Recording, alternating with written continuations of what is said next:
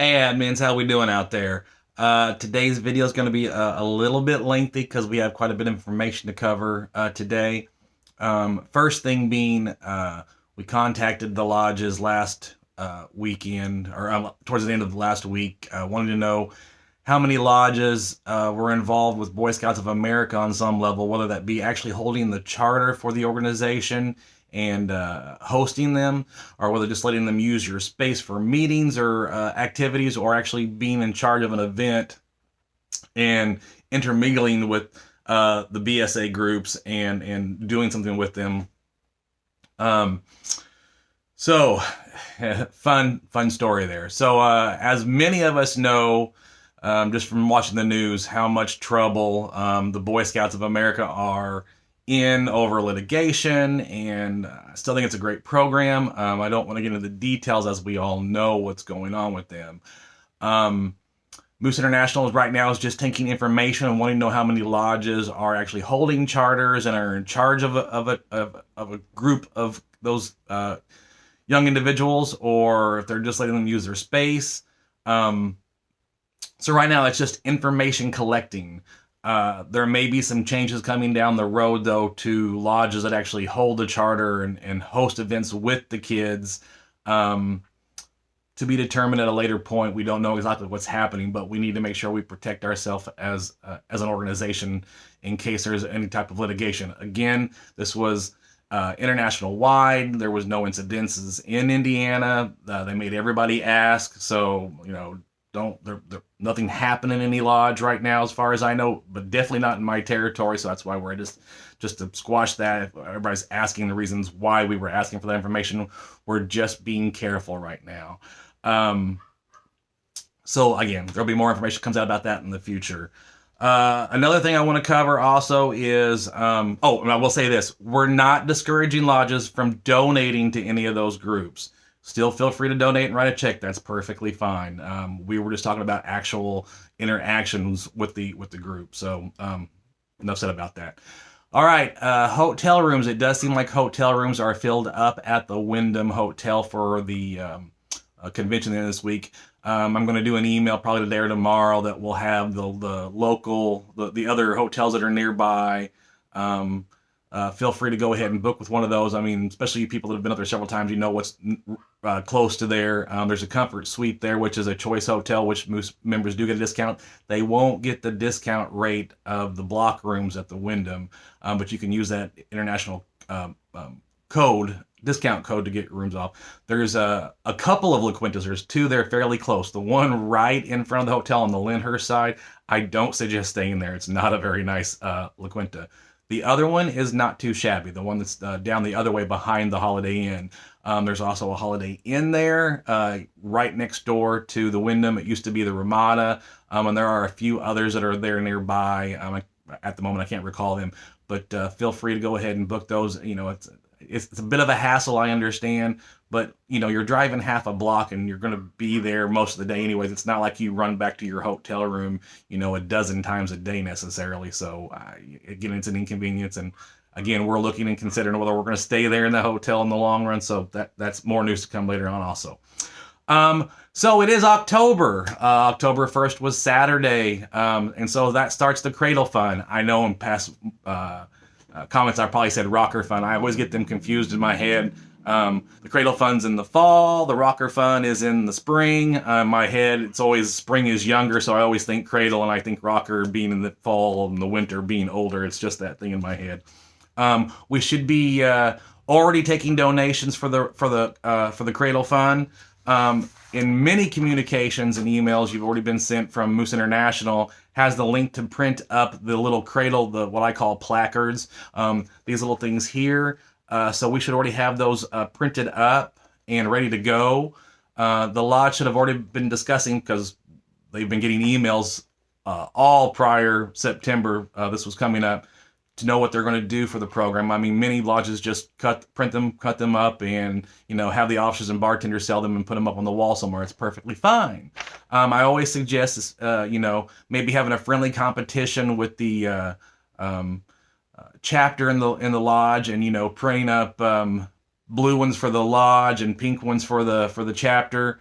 something like that maybe. If you have an active Moose Legion committee in the lodge, maybe give them the blue ones and let them have a competition between the two, since they're both higher degrees now. I'm perfectly fine with that. That's okay. But we should have something going on, so we need to make sure we're printing this up. Unfortunately, I didn't have a collar printer today, so it's black and white, not in color and red. But if you're using white paper, it's prettier. They do have red, but you don't have to use a colored printer. Like I said, maybe you want to use colored paper to make it look more interesting.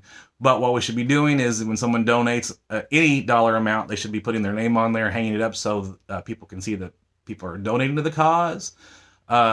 Also, at the end of the month, all money donated to the Cradle Funds needs to be in a separate check from your endowment, sent in the 1st of November. It has to be sent in, and if you're doing the old-fashioned way with the mail, it has to be postmarked by the 15th of November to get credit properly for it.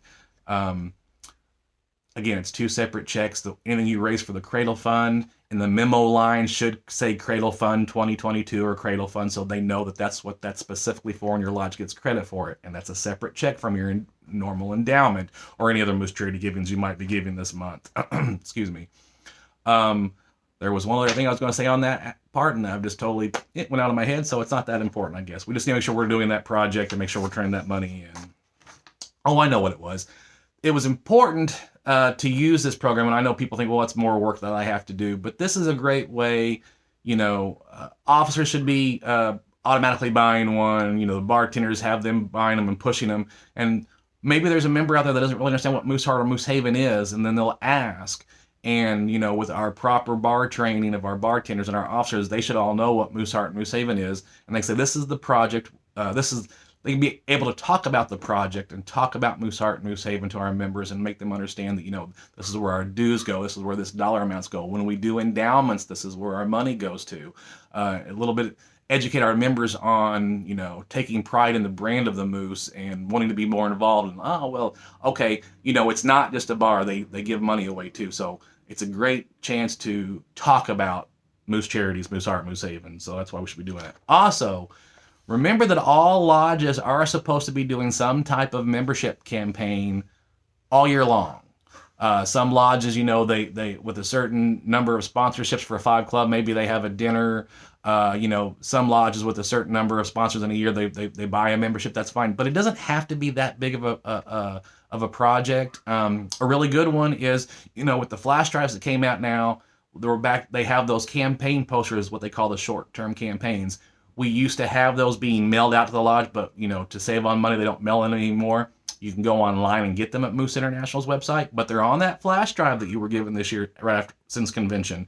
So go on there and get it. And again, I'm out of a collar printer today because I didn't have magenta, so the printer won't print anything up, so I have to go get some. So this is just black and white. But see, here's one for October, and it has 10 spots on here, and all you have to do is put whatever the prize is. Can be a $10 or $20 gift card to a local restaurant. Even better if you have an actual local restaurant that's not a chain. That would be a great way to promote somebody locally, and maybe you get a member of it because someone from that restaurant tries to come and check the lodge out. But all you have to do is put their name on here, the prize on here, and their name on here once they've sponsored one member. At the end of the month, you go into a drawing, and you pull a name out, they get that gift card. My personal opinion, if they sponsor more than one person in the month, they get their name on here more times, more chances to win that gift card. What would be great is if you had to print up more of the same sheet, so you had 20 or 30 sponsors in a year. That would be awesome. Again, those resources are there, and it's a nice way to retain members. That person that went out and sponsored somebody and then won a gift card, that sticks in the back of their brain, and they think about it, and it helps keep them in the long term. The last thing I want to talk about is dispensations. Again, we've been harping on it quite a bit lately, but it is a legal issue why we need to be getting those and why we're really pushing hard for those.